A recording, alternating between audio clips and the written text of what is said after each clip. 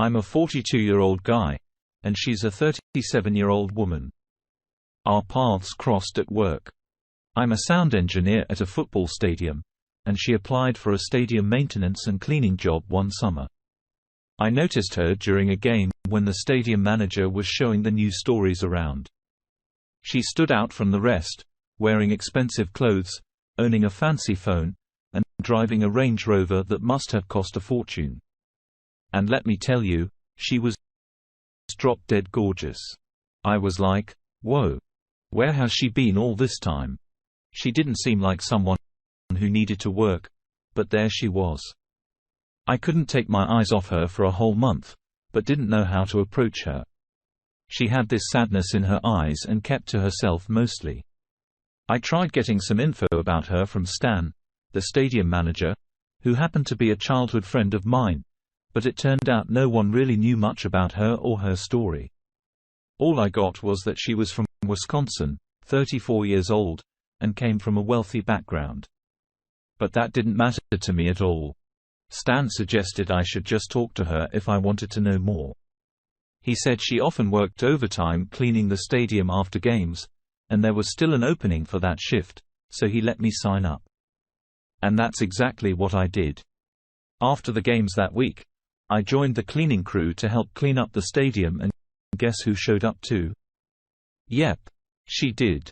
I spent an hour trying to tidy up everywhere except where she was standing, and I must have looked like a total goofball making awkward eye contact.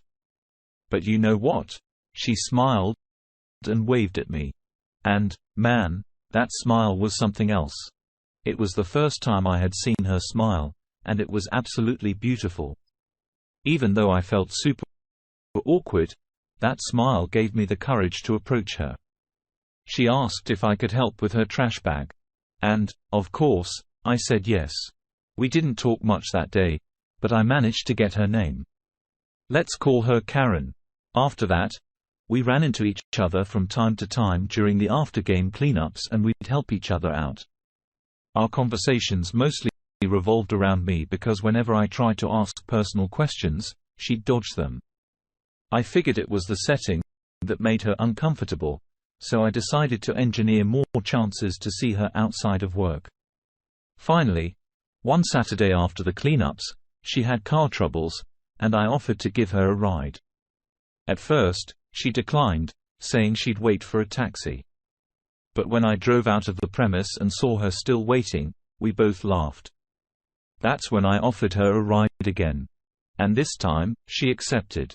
The car ride home was one of those magical moments I'll treasure forever. The sun was setting, and Michael Bublé's "Call Me Irresponsible" was playing loudly on the speakers. We were both singing along and having a blast. It was like she transformed from this quiet, mysterious person to someone radiant and carefree. Her hair flowed in the wind and her eyes sparkled. I fell head over heels for her right then and there. When I dropped her off, she thanked me for the ride, and I mustered up the courage to ask her out on a date. She looked at me for what felt like an eternity and then smiled and said yes. She said yes as a way of showing appreciation for the ride and how nice I had been to her. We went out for sushi a few days later, and the date started off a bit awkward. But after a couple of drinks, we both loosened up and started talking more. Turns out, we had a lot in common, like our love for seafood and the same type of wine. I asked her why she didn't talk much about herself, and she said she just didn't feel like it most of the time. It turned out that Karen's dad had a successful steel factory in Wisconsin. She grew up as an only child in a Jewish family, and it wasn't always the most fun experience for her given the circumstances. Her dad was Jewish, but her mom had Jewish ancestry, but wasn't. Her dad wasn't pleased with the guy she brought home so far. He disowned her twice and cut her off completely. That's why she needed a job at the stadium, so she wouldn't rely on him for money. She had dated a bunch of different guys in the past, and they were all a mix of characters. From pills dealers to ex-convicts to crazy people. I could see why her dad didn't approve. She once told me she had a thing for broken and damaged people. And she liked living dangerously. I couldn't quite understand why someone like her would want to be with those kinds of people. But that night we spent together ended well. And it was clear she liked me. At that time, she had just come out of a relationship with an offensive pills dealer, but her dad made her leave him. She didn't want to leave, so he cut her off. Eventually, she left him when the police found hard pills in her car, which her boyfriend had left there during one of his runs. Because of that, she lost her nursing license and broke up with him. For the next 6 months, she sent me mixed signals, sometimes pulling me close and other times pushing me away. It left me confused for a while, but I didn't lose hope. We flirted for over a year before I saw enough positive response to pursue her more seriously. She asked me to help her pack up her things for the move to a place not too far from mine. She was struggling with rent and cash, so she had to sell her Range Rover to afford the new place. I suggested she should try to make up with her dad, and she agreed. But on one condition: I had to come along to a family function. We talked in the parking lot, and she gave me a hug that felt incredible. I wanted more of that kind of contact, and she seemed to feel the same way. However, she kept herself distant for the next week, and our courtship seemed to take forever. After a few months, she invited me to go with her to Wisconsin for a family party. The drive was long, but we made it there. She introduced me to her mom and dad as her boyfriend, which surprised me, but I didn't mind. Her dad and I got along pretty well. He was a bit overprotective, but not too bad. We both bonded over being die-hard Met fans, which gave us a lot to talk about. I guess he was just relieved that I wasn't some pills dealer or ex-convict. We respected each other, and when he asked about my plans for his daughter, I smiled and said I intended to marry her. He was pleased with my answer. The dinner went well, and we drove back home. While in the car, she casually remarked, "I guess we're going out now," and I took the opportunity to officially ask her out. She kissed me and said, yes. We started dating.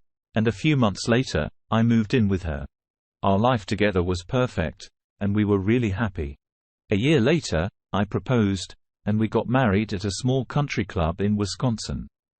The following years were pure bliss. She worked hard to get her nursing license reinstated. And after some struggles, she succeeded. We had discussed starting a family and life seemed great. However, as time went on, we started facing issues, especially related to money. She had grown up in a privileged environment, and though she claimed money wasn't important when we were dating, her spending habits said otherwise. She constantly bought expensive branded bags and her parents always seemed to need money from her. It bothered me. And I tried talking to them about it. Her dad understood where I was coming from, but her mom didn't quite get it. We had a major fight when I confronted her parents about giving her money, and she got furious, accusing me of embarrassing her. From there, things went downhill as other bad habits started showing up. She became irresponsible, partying and staying out late like a college girl, drinking and having a blast whenever she could. Her dad's influence at the hospital where she worked gave her special treatment, so she showed up whenever she pleased. The chief nursing officer had complained about her countless times, warning that if she kept it up, she'd be fired. We fought a lot about her behavior. I tried to tell her that she was now a wife and soon to be a mother and she needed to be responsible, but she'd just tell me to go to hell and that she was only accountable to herself. Eventually, she did get fired, but it didn't seem to bother her at all. Her mom continued to spoil her, ignoring everything I said, claiming that Karen was delicate and not used to suffering, and I couldn't understand that.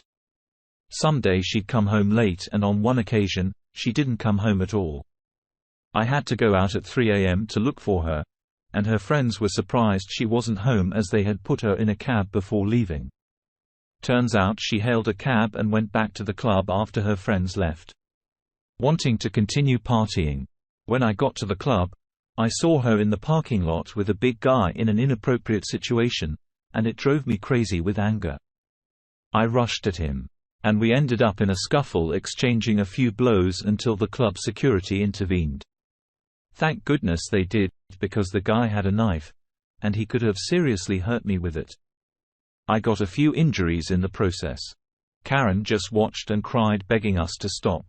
When we got home, I was furious and shaken. I couldn't handle the first aid for my wounds.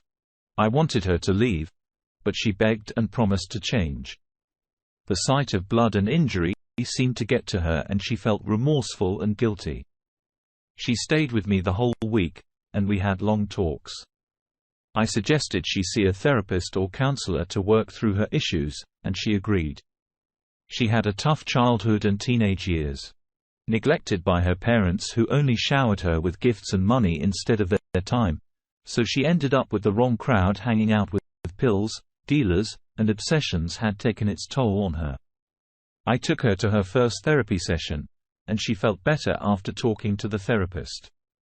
I went with her to 3 more therapy sessions.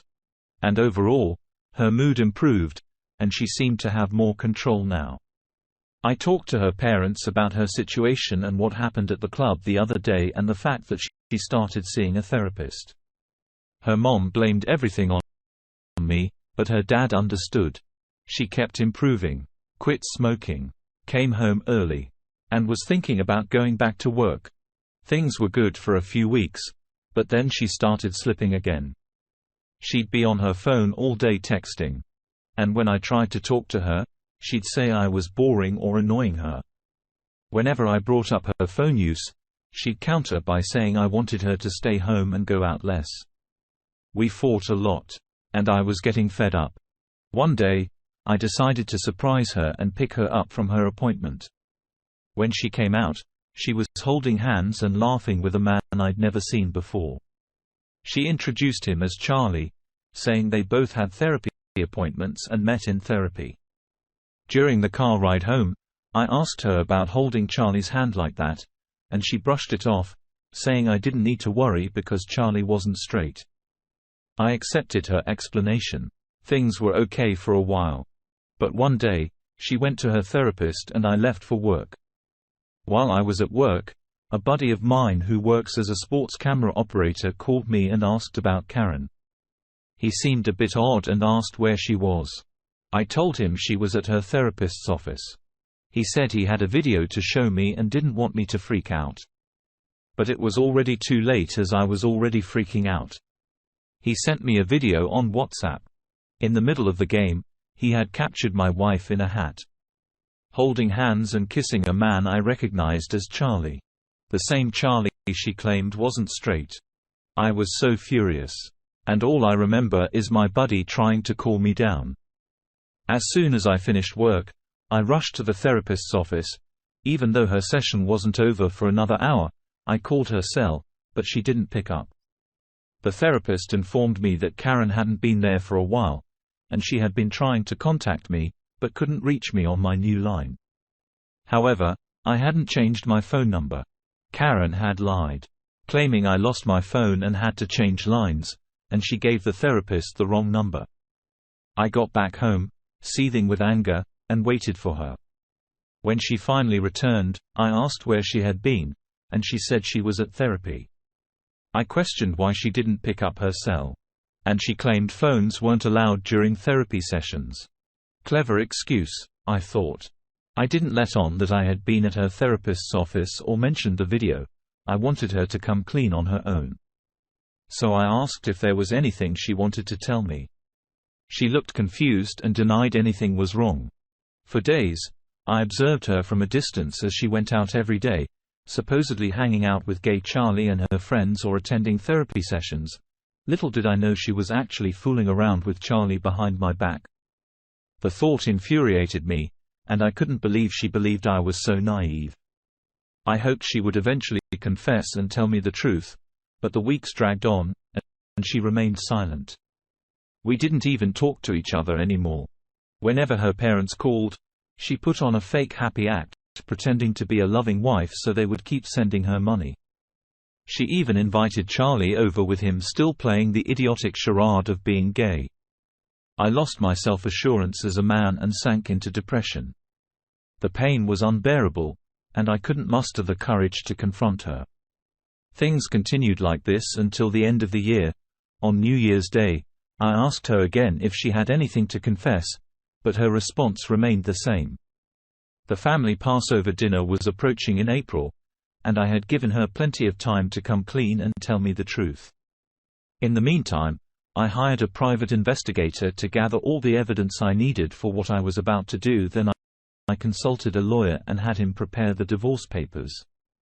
The PI spent weeks collecting photos and videos of them together, holding hands in public, entering their favorite hotel, and even making out in a car. I compiled all the evidence on a flash drive. On the first day of Passover, her family gathered for a big dinner or Seder. As it's known in Judaism, everyone came together to eat, exchange gifts, and enjoy each other's company. We arrived late and an argument erupted over her insistence that I wear an expensive suit she had bought for me. I tried to reason that my regular suits were just fine, but she accused me of acting weird and being annoying. I struggled to keep my composure. She claimed I would embarrass her in front of her family and especially her mother. Finally, we arrived at the dinner. And after prayers in the meal, we began the tradition of exchanging gifts among the adults gathering in the living room. Everyone gathered at the Passover dinner. And even Charlie was there, pretending to be clueless and not straight when it was my turn to give out gifts. I got her dad a Tom Seaver jersey knowing he'd love it. For her mom, I chose a bottle of wine, which she might not have liked, but she smiled graciously. And for Karen, I handed over a small box containing the flash drive with all the evidence. She seemed puzzled and gave me a strange look. But I told her it held all the reasons why I loved her and some of our best memories together. The family found it cute, but Karen rolled her eyes at me. I suggested she play it on the TV for everyone, and they all agreed. So she plugged the flash drive into the TV's USB port, and the video started playing. As the pictures began to reveal the truth, everyone was silent. Karen didn't move, and tears started streaming down her face. Charlie's expression was priceless. Infidelity was taken seriously in her Orthodox Jewish family, and I genuinely felt sorry for her dad. I got up, approached him, and personally apologized for everything, then placed the divorce papers on the table, telling Karen that I needed them signed. Both Karen and her mom went on their knees, pleading and crying. But I stood my ground. I had given her ample time to come clean, and her apologies now seemed hollow since she was only remorseful because she got caught. I also went to her dad and offered my apologies again, feeling sympathy for him. Embarrassed by his daughter's actions, I sat in the car and tears streamed down my face. Eventually, I gathered myself, went back home, packed up all my belongings, and left. The divorce was finalized a few months later, and her family completely cut ties with her. You know how serious they are about infidelity and Orthodox Jewish communities. Her mother occasionally texts me, calling me a monster for supposedly ruining her daughter's life, but I've moved on and found happiness. Sometimes I miss her, but she's the one who caused all this pain between us. The last I heard, she had found a job at a 9-to-11 and was pregnant with a crackhead. It's a shame how her life has turned out. Despite everything, I still keep in touch with her dad. We've become good friends over time. Story 2. I just needed to get this off my chest because right now I feel like I have no one to talk to. Sorry if I start rambling.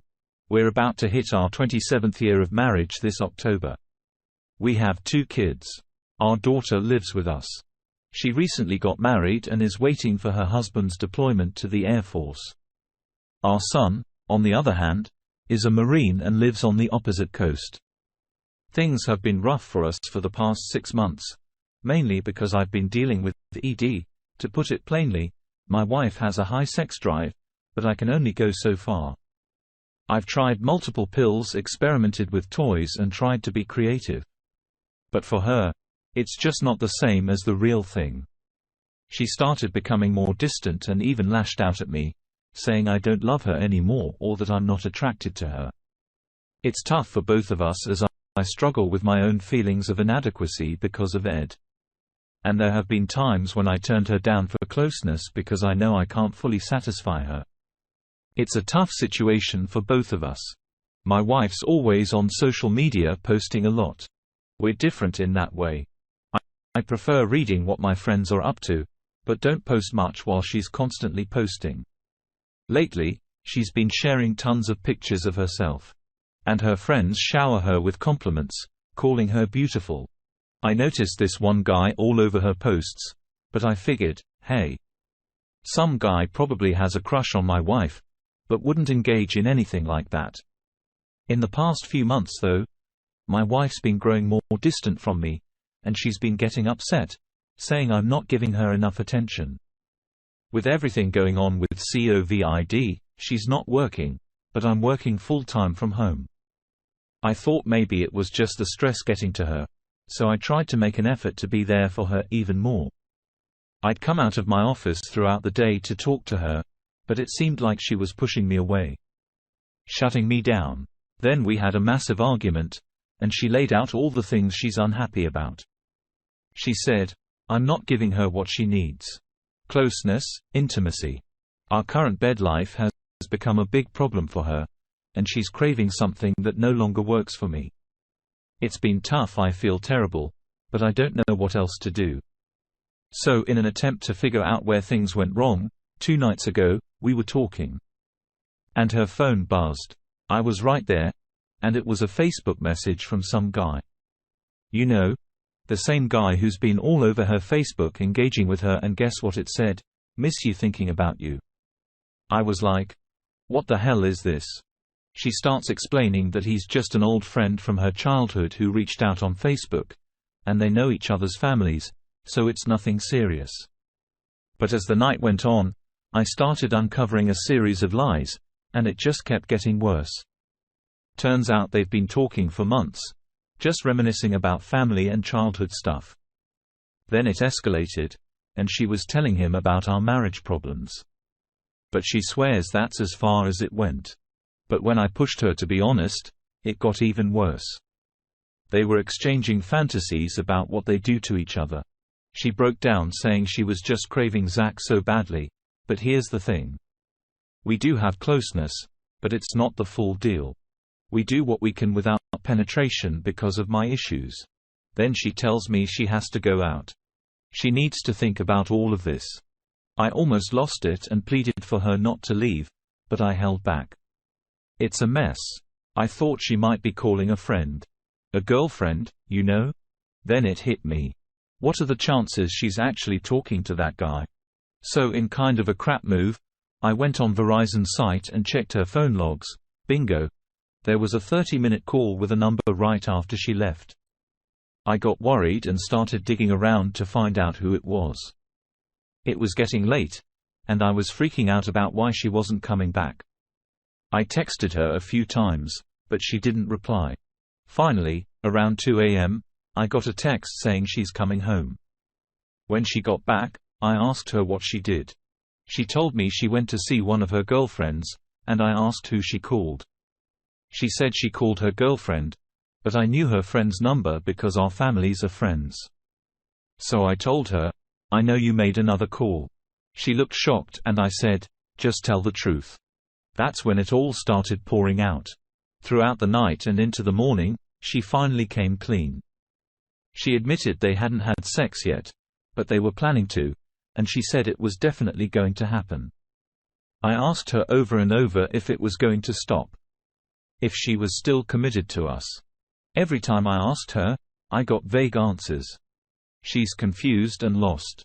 She said, at one point, she promised not to talk to him, but the very next day, he reached out and they talked for about 20 minutes. Sorry for rambling, but I'm lost and don't know what to do. I have no one to talk to about this. It's weird that she's seen as this pillar of the community, and I'm just the quiet, hard-working husband. If people found out about the affair, they'd probably wonder what I did wrong. But maybe that doesn't matter. I just feel like I have no one to turn to. I don't even know how to end this. The pain is overwhelming. It's like a physical ache in my chest, and I feel so sick. If you've read this far, thank you. I really don't know what to do. 3 years update. During one of the darkest times in my life, I decided to share this update because something incredible happened that night. And I want to offer hope to others going through tough times. It was tough for me to write this post as it's not my usual style, but I felt like I had no one else to turn to. Then there was a reply that said, "I've sent you a message." I responded, and that's how it all started. This woman shared her similar story, offered advice, and supported me. We got to know each other better, and our connection grew into a friendship. We went from messaging on Reddit to texting, calling, and eventually decided to meet in person. Our friends warned us to take things slow, but something just clicked between us. Before long, we knew we were in love. Fast forward 3 years, and now marriage is on the horizon. I've never been happier or more in love. It's not lost on us that our shared experience of infidelity brought us together and formed a unique bond. But this has also improved our communication skills because we both understand that we carry emotional scars. The love and sense of security I experience with this woman is beyond measure. I'm sharing this today as it has been 3 years. You can and will overcome your hardships. Happiness and love are out there. The best advice I received during that tough time was to focus on self-improvement. Taking care of myself by eating right, exercising, and practicing self-care. When I worked on becoming a better version of myself, I found that happiness and joy naturally came my way. So don't give up. Keep moving forward and good things will come your way in life. Story 3. On June 14, 2020, I discovered that my wife had been secretly drugging me for the past 8 weeks to carry out an affair. She used crushed Ambien and muscle relaxers mixed into my drink, causing me to be unconscious. Despite my large stature, 6'10" inches, 250 pounds, she managed to move me from the living room.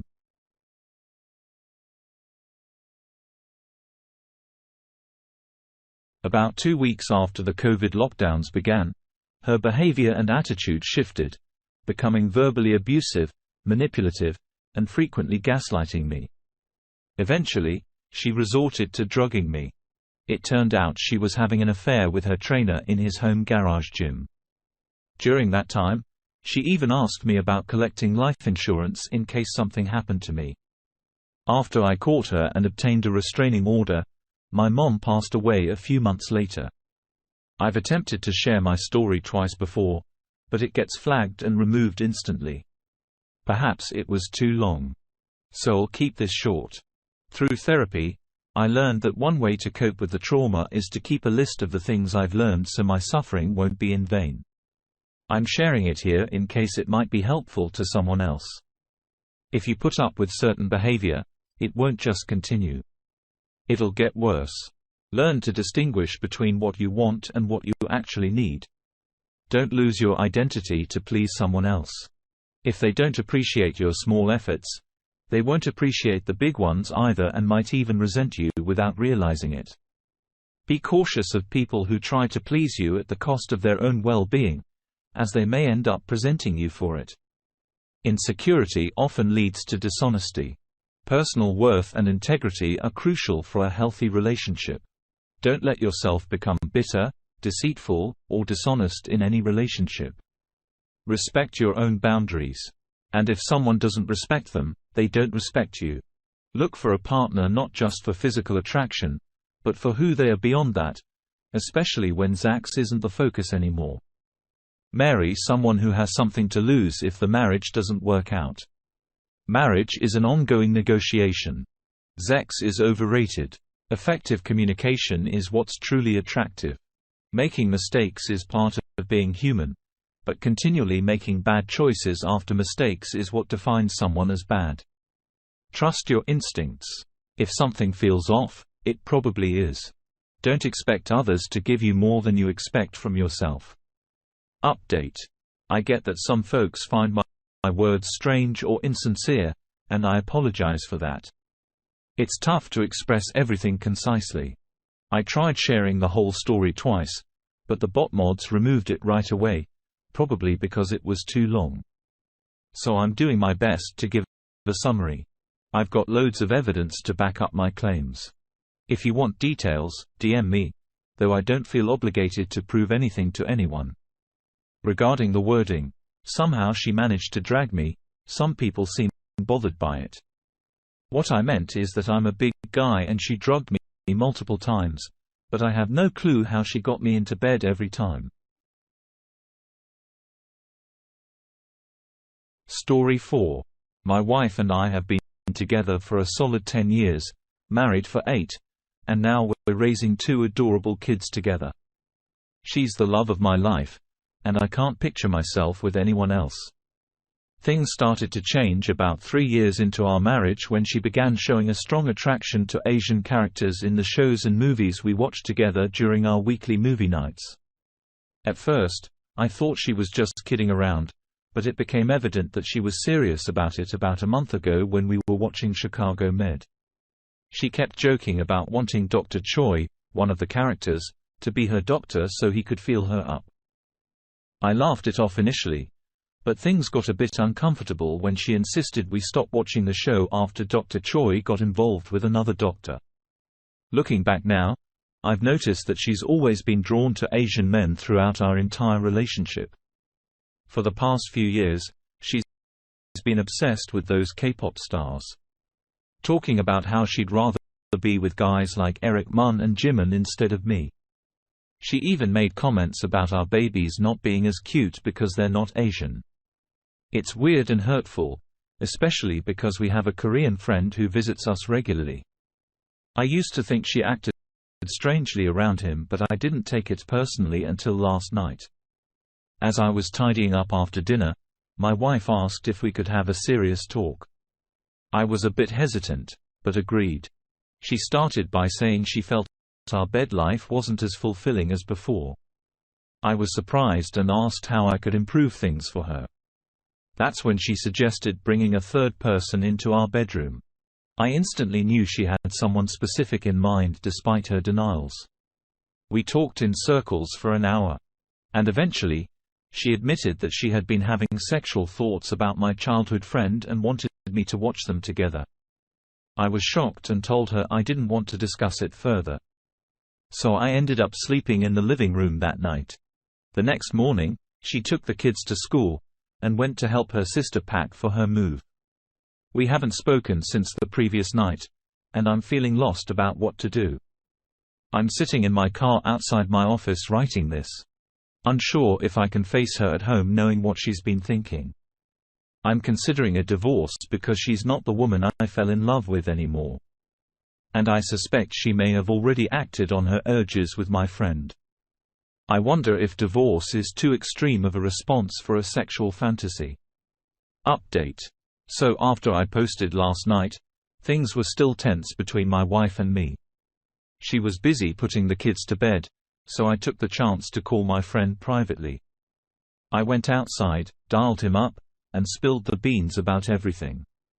Turns out a few years back, during a party with mutual friends, my wife got drunk and tried to make a move on him. She started flirting, and when he didn't respond, she went in for a kiss. He was having none of it and left the party early. I asked him why he never told me. And he said he didn't want to mess with our marriage over something that happened when she was wasted. They never talked about it and just kept being friends like nothing happened. Now here's the kicker.